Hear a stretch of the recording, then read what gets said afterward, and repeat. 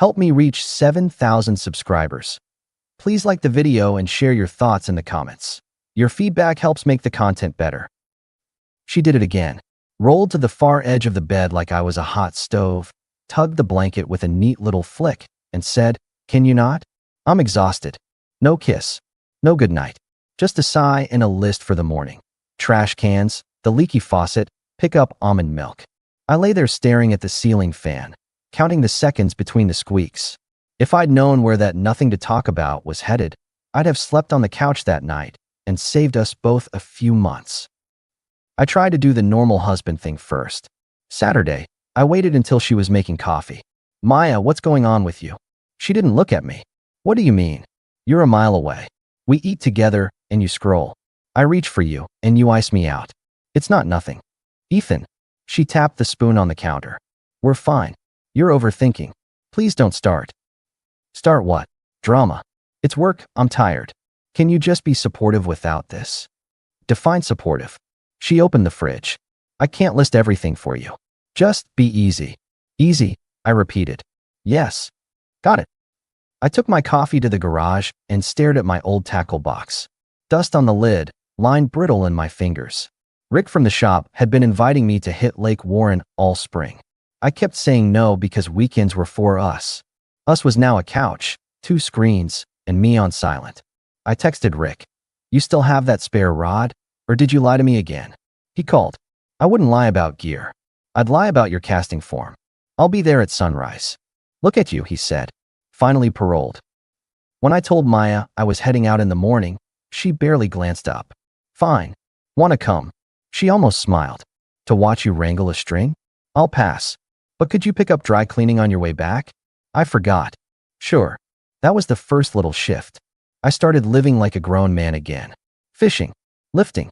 Cooking what I wanted without asking if Kale had feelings. Not huffy, not loud. Just a change in schedule. If the house was a stage, I stopped playing background music. The next week I tried again to talk like adults. At dinner I put down my fork. "Help me out. If this is a rough patch, say rough patch. If it's you needing space, say space. The guessing game is getting old." She folded the napkin into a tiny square. I said, "I'm tired. Work is intense. Why make everything heavy?" "Because I respect us enough to name things. You're creating problems." Honestly, it's clingy." "Clingy," I said, and raised an eyebrow. She shrugged and started loading the dishwasher with the precision of a lab tech. "Okay," I told her. "From tomorrow, new rules then. I'm not asking for plans anymore. If I'm free, I go. If you want to meet, send a time. If you need something, write it down on the whiteboard. If you're not available for us, I'll assume it's a no unless you say yes. Fair." She paused. "Are you punishing me?" "No. I'm being easy." The phone on the counter lit up. She slid it face down without a glance. That was the first flicker. Not proof, not even a sign, just a whisper in my head that something didn't add up. I tested my rule the next day. She texted, "Running late." "Don't wait." I didn't wait. Rick and I grabbed burgers. He talked transmissions and a boat he wanted to buy. When I came home at 10, Maya was on the sofa. "You didn't bring me anything? You were running late." Didn't want to assume. She exhaled, long and disapproving. "Basic care is not assume, Ethan. You'll survive a night without fries." "This attitude," she muttered. "It's not attractive. Neither is guessing for 2. On Friday, we went to a backyard party at our neighbor's place. String lights, kids throwing beanbags, the usual. I was talking to Alvarez about repainting the fence when Maya drifted over with a plastic cup and a joke ready. "Ask him about his legendary toolbox," she said to the small circle around us. "He organizes it by color. It's adorable." I smiled at Alvarez. "Since we're doing stand-up, you want to tell them about your Instagram filters?" A couple chuckles. Then that hush when everyone senses the line was crossed. I turned to Maya. "We can roast each other at home if you need it. Here, I'm not your punchline." She stared at me like I'd spoken French. I was teasing. I don't do teasing in public. Her lips tightened. "Wow. Sensitive. Call it standards," I told her, still calm. "I'm heading out in the morning with Rick. Don't plan me in." "Of course you are." "Be easy," I added, and the look she shot me could have scratched paint. The next morning she tried the first soft turn. Pancakes on the table, blueberries, syrup, the works. She stood at the stove in one of my old shirts like we were back in year 2. Truce? She asked carefully. I was off yesterday. Work got in my head. I ate, I said, poured coffee, and sat opposite her. Thank you. Can we, I don't know, reset? I miss when we were light. I miss when we were honest. She held my gaze for a beat. Then be honest. I was. Twice. She nodded slowly. Okay. Have fun with Rick. I rinsed my plate. I wanted to believe pancakes meant anything. I wanted to step into the easy version. But then I saw the phone again on the counter, face down, and that small twitch in her hand when it buzzed. She didn't move toward it. She waited for me to leave the room.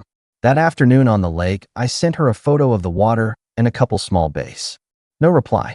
At sunset, as I put the rod back in Rick's truck, my screen lit up with a new message from Tessa. We need to talk. Today if possible. Tessa is Maya's best friend. She's loud, funny, and protective to a fault. She and her boyfriend, Dylan, came over enough that I knew their brands of beer by sight and could predict their arguments before they started. Her texting me directly, let alone with that line, set off alarms. Where? I wrote. She sent an address to a coffee shop near the old rail line. Not our usual spots. Neutral ground. I got there first. Tessa arrived fast, hair in a messy knot, no lipstick, a duffel-sized tote that clanged when she set it down. She didn't waste time. This is ugly, she said. Lay it out. I found something. You need to see. She placed a small stack of prints on the table. Not screenshots. Photos. Candid. Street corners, a parking lot behind a gym, 2 people close enough for the camera to understand without captions. Maya. And Dylan. I didn't swallow. I didn't look away. I counted the timestamps. They were from last week and the week before. Times of the late nights. It wasn't one accident. It was organized. Tessa kept talking low and fast. I confronted him last night. He tried to spin me like I'm an idiot. So I did the opposite. I went quiet. I followed patterns. And today I decided I won't be the fool in my own house. Neither will you. I tapped the stack square. Why bring this to me first? Because she's my friend, Tessa said, and she sounded insulted by her own mouth. Because I thought she was too. Because if I go to her, she'll twist, cry, we'll be in that loop for months. She'll keep Dylan warm on the side, and keep you warm on the mortgage. I looked at her. What do you want out of this? Her jaw set. Fairness. I don't want him cushioned. I don't want her cushioned. I want them to feel the cost of their little private show. Then we have the same goal, I replied. She exhaled. Listen, I'll end it with Dylan clean, today or tomorrow. You do what you need to with your life. When they try to use us as props for sympathy, we don't play. You stay calm. We change the rules, not the volume. Done. She slid me a flash drive. Everything. Dates, places. I'm not proud of playing detective, but I'm not ashamed either. That tote, I said, nodding at it. More. Copies, she said. In case your house has a shredder. We mapped a plan like 2 project managers. No speeches. No theatrics. Steps. My steps were simple. I messaged my financial guy from the parking lot and said I needed to move my personal savings into a new account with limited access. It wasn't secret, my money, my right, but it was decisive. I went home and took my passports, a birth certificate, and the title to my truck and put them in a safe box at the bank. Paper lives better in metal when storms blow. I also pulled the joint credit card out of my wallet and set a monthly auto transfer for household bills, capped, with a clean record. The rest, separate. Groceries, utilities, yes. Weekend shopping sprees, no? A quiet shift. No announcements. That night Maya breezed in at 9 with a dramatic yawn. You didn't wait up? I went to bed at 10, I told her. Early morning. For what? Work? I said, and left it at that. Over the next week, I changed small things with big effects. The whiteboard on the fridge turned into a schedule, not a wish list. If you need me to be somewhere, write it here 48 hours in advance. If the box is empty, I assume I'm not needed. She rolled her eyes, then started writing. Her wants, not ours. Pilates. Brunch. A gallery opening. I made my choices. Show up where respect existed. Skip where I was a prop. She pushed back. Why aren't you coming tonight? It's important to me. It wasn't in the box, I said dryly. And the last time we went to one of your friends' openings, you introduced me as the man who fixes sinks. I fix sinks by choice. I don't attend roast nights by choice. That was a joke, she insisted. Then I'm laughing at home. The second soft turn came right after I declined a Saturday brunch. She came into the garage while I was reorganizing the shelves. I've been a little harsh, she said carefully. You've been doing your own thing. Maybe I should try yours. Teach me to fish. I leaned against the workbench. You hate bugs. And silence. I can handle an hour. She drew a circle with her finger on the dusty top of the toolbox. I miss us. I studied her. The apology sounded good. It always does. No problem, I said. Sunday. Be ready at 6. She blinked. A.M. The fish don't hold office hours. Sunday at 6 she came out in white sneakers and a sweater, hair down, no hat. She took one step on the muddy bank and squealed. 10 minutes later she was back in the car scrolling her phone while I cast. On the way home she asked if we could stop for smoothies. I got coffee. She sulked. That night, Tessa texted, I'm doing it tomorrow. He'll move out. Then your next step. She ended it with Dylan during lunch, in public, with a box of his things. He tried to argue. She stayed steady. After, she messaged me. It's done. At 5:30, my phone buzzed with a message from Maya. I'm going to support Tessa. She just broke up with Dylan. Don't wait for me. The calm that settled over me was almost clinical. I typed back. Thanks for letting me know. Then I sent Tessa a screenshot and the words, so she's not with you. Where is she? Tessa didn't hesitate. On my way to your place. She pulled into my driveway in 12 minutes. No makeup. Fierce eyes. She's using my name as a hall pass, Tessa said. Neat. Let's be clear, I replied. No screaming. Only facts. Facts and receipts, she said, patting her tote. We took a quick photo on my couch, neutral as a passport picture, 2 people in a frame. I sent it to Maya with the caption, I already supported her. The 20-minute countdown started. She burst through the door like a firefighter, hair wild, keys clattering across the entry table. What is this? She snapped, holding up her phone, route tracking still open. What are you trying to imply? I nodded toward the couch. Sit. We're doing this clean. She stayed standing. Tessa, why are you here? Are you okay? I was coming to you. Tessa didn't sit either. She set the tote on the coffee table and laid a small stack of prints beside it. You were coming to me? That's funny. I could have used you at noon. Where were you then? What is this? Maya asked again, voice higher. Pictures, Tessa said. You and Dylan. Dates. Places.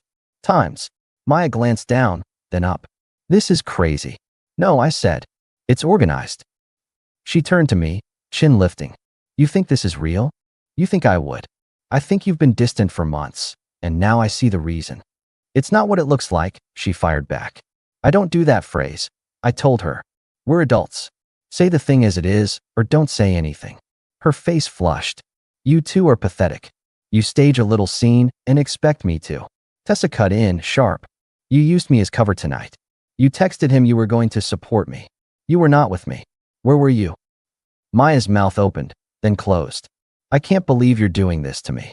You did this to you, Tessa said. She tapped the photos. You did it to me. I'm not here to hug you and tell you it was a phase. You made choices. We're making ours. It was complicated, Maya tried. No, I answered. It was simple. You just thought I wouldn't notice. You wanted comfort here and a thrill there. You wanted me steady and mute. That's not how I live. She pivoted to offense. And what? You two are suddenly best friends. This is sick. Are you together now? Is that the angle? We're united in not being used, Tessa said. Maya pointed at the photo of Tessa and me on the couch. You sent me this to what, hurt me? I sent it because you lied with her name, I replied. If you were genuinely with Tessa, you'd recognize my couch. Tessa tossed a different set of prints onto the table. I took these last week. Behind the gym on 8th. You weren't running. You were leaning. Maya's voice cracked. Stop. No, Tessa said. You don't get to decide the volume anymore. We went for an hour. It wasn't chaos. It was a demolition with a checklist. Every time Maya reached for a story, Tessa countered with a time, a place, a detail that made stories expensive. Maya tried asking me to step outside with her. I told her we were doing it here. She tried crying, the quiet tears first, then the broken ones. I handed her a box of tissues and stayed on the same sentence. We're done. Pack your essentials. You'll get the rest with a pickup time this week. There's paperwork. What paperwork? She whispered. I stood, went to the sideboard, and brought back a folder. I'd signed 2 days earlier, after the coffee with Tessa. The separation was clean, the house was mine before, the accounts were already disentangled. It didn't need a war. Maya stared at the top page like it was written in code. You already? Yes. So you were planning this? You. I was planning to stop being disrespected in my own home, I replied. This is what that looks like. No yelling, no threats, just decisions. She threw the tissue box. It thumped harmlessly on the rug. I can't believe you. I was going through a lot. We all are, Tessa said. We didn't use each other to cope. I didn't know what I was doing, Maya tried. I shook my head once. You knew enough to hide. You knew enough to put your phone face down every time I walked in. You knew enough to use her name tonight. This is insane, she said, voice fading. You'd end a marriage like this? I'm not ending anything, I answered. I'm acknowledging that you did by choice and by repetition. Now I'm protecting what's left of me. She looked at Tessa. You were my friend. You're supposed to be on my side. I was, Tessa replied. That's why I'm here. You burned your own side. We sat in a tight silence for a full minute. The house hummed. A car passed. Somewhere outside, a dog barked twice. Then Maya's shoulders dropped. What do you want me to do? She asked. Pack a bag, I said. The essentials. You can coordinate with me tomorrow for the rest. I'll be here from 6 to 8. After that, my door stays locked. You're putting me out? I'm asking you to leave a place you stopped respecting. I'm also giving you boundaries and a window to get what's yours. It's more courtesy than you extended. She stared at the folder again, then at the photos, then at the front door. You'll regret this, she tried one last time. I regret every month I ignored my own standards, I told her. Not this. She went to the bedroom and started zipping and snapping. Tessa and I waited in the living room. I didn't speak because there was nothing left to say.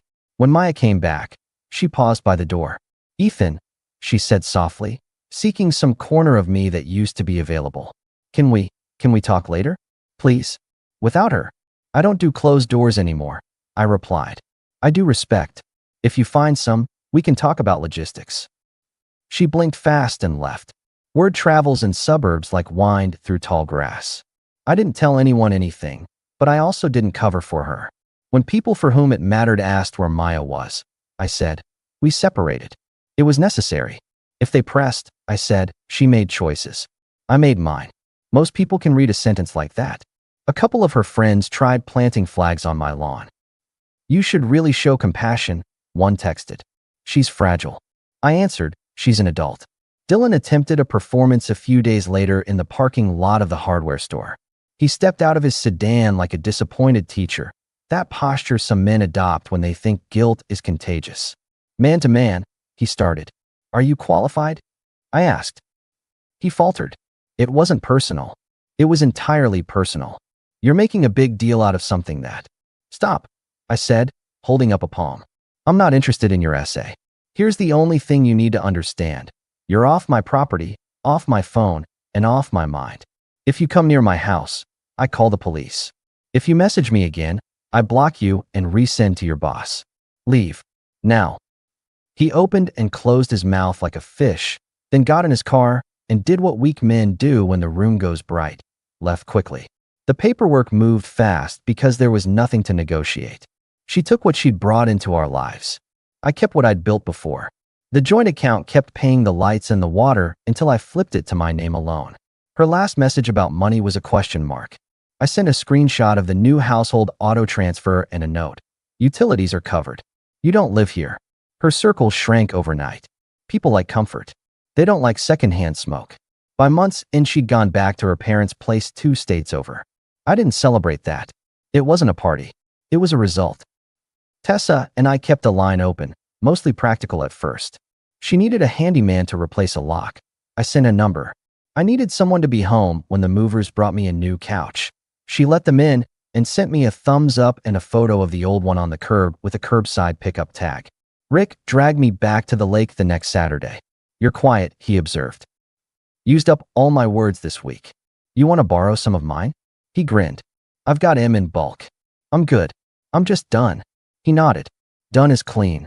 I relearned simple pleasures. The quiet hum of a coffee maker at 5. The smell of cut grass. My own music in my own truck without debating playlists. Work felt better because home stopped dragging like a net. 2 months later, I put a small smoker in the backyard and invited people who had shown me they were stable. Alvarez brought corn. Rick brought ribs. Tessa arrived with a salad that could have fed a kindergarten and a folding chair she refused to share. Triple bolted my door, she said lightly, popping open a can of seltzer. I sleep like a rock. Good, I said. You deserve boring safety. She glanced at me. So do you? We weren't dating. People asked because people always ask. We were aligned adults who'd been through a similar storm. We sat, watched the flames lick the chips, and practiced the ancient art of not needing to fill silences. Around that time, a woman named Nora started coming by the shop on Fridays with a list and a smile that didn't look like a test. She teaches math at a middle school. She bought a lawn edger and asked sensible questions. We had coffee twice. Nothing dramatic, just two people with calendars and enough self-respect to keep them. Maya sent 2 messages in those months that mattered to the story. The first, can we try counseling? I answered, no. The second, I'm sorry. I replied, I hope you learned something from this. Tessa bumped my shoulder the day I told her. You think she did? Not my homework to grade, I said. The last act of the old life came folded in a padded envelope 2 weeks after the final signatures cleared. I'd left her a set time to get the last of her boxes. She showed up with a cousin, loaded the trunk, and left the key on the kitchen counter. In the envelope she mailed after, there was a photo of us from our 3rd year and a note with 3 sentences. You didn't deserve what I did. I lost my head. I hope you're happy. I put the photo in a drawer, not the trash. I'm not sentimental. I'm respectful. That part of my life fed me lessons I use now. Then I closed the drawer. That version of me doesn't need daily light. I live quieter now, but not smaller. I rebuilt the deck with Alvarez. I made the office into a real office with a door I close at 5. I bought a used boat from a guy Rick knows. Nothing flashy, something that does exactly what it needs to do. Carry me 300 yards offshore and let me sit there feeling like a man who put his name back on his own time. Sometimes I think about the night Maya stood in our living room debating reality with 2 people who had decided to stop bending. The scene had noise, raised voices, footfalls, a door thudding, but the core was stillness. 2 lines crossed, and then uncrossed. That was the moment I got my life back. People want drama. They want broken glass and headlines. My story is simple. A woman I loved started treating me like a utility. I asked for honesty twice. I got fog. I reset the rules. When the truth came, I didn't bargain with it. I made moves. I packed what mattered. I told the one sentence that ends all nonsense. This house runs on respect. And then I enforced it. I see Maya's name sometimes in old group threads that no longer light up. From what filters through, she's working at a boutique downtown in her parents' city, renting a small place nearby. A couple of her former friends stopped posting pictures with her. Others are polite and distant. That's not my triumph. That's gravity. As for Tessa, she's good. She cut her hair, got a puppy, and refurbished a wooden table she found on the curb. She brings it over sometimes for game nights and talks too loud in my kitchen. We laugh. We keep things practical. We don't owe each other theater. One of the last conversations I had about the whole thing was with Rick on the dock, sun laying flat on the water. You ever think about the what-ifs? He asked. No. Not even a little. I think about the who I am now. I cast and watch the line arc. That's enough math for me. He nodded, satisfied. You know, your casting form got better. I shrugged. I started hitting what I aim at. If there's a lesson in my mess, it's boring and useful. You don't need to be loud. You need to be clear. You don't need to win an argument. You need to win your schedule, your wallet, your front door. You don't need apologies dressed up as pancakes. You need consistent respect. And when it's gone, you don't coax it back with speeches. You change the rules, you deliver the consequence, and you walk. The last thing I told Maya, the actual last line, was at the door when she came for that final box. She hovered, like there was a second script where we fold back into what we were. Take care, she said. I will, I answered. You too. She nodded, eyes glossy, and turned. And Maya, I added. She looked back. Next time you want comfort, pay for it with respect first. She went down the steps without a word. I closed the door. Then I went to the garage, checked the knot on a new line, and set my alarm for 5. In the morning, The lake was flat as a kitchen table. I took the boat out, killed the motor, and watched the mist lift. No soundtrack. No commentary.